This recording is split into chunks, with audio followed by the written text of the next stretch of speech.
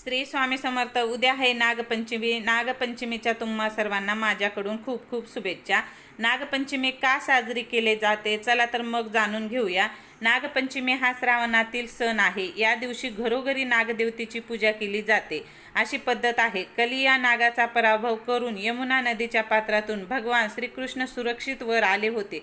तो दिवस श्रावण शुद्ध पंचमी होता. त्या दिवसापासून नागपूजा प्रचारात आली असे मानले जाते. या दिवशी शेतकरी आपल्या शेतात नांगरत नाही, कोणतेही खाणत नाही, घरी कोणीही भाज्या चिरायच्या नाही, तवा वापरायचा नाही व कुटायचे नाही असे करून नियम पाळण्याची प्रथा आहे. श्रद्धाळू माणसे नागदेवतेची पूजा करून तिला दूध लाह्याचा गव्हाच्या खीरचा नैवेद्य दाखवतात व आपले संरक्षण कर अशी प्रार्थना करतात. बरोबर आहे का नाही? यामुळे नागपंचमी साजरी केली जाते. श्री स्वामी समर्थ. नागपंचमीच्या खूप खूप शुभेच्छा.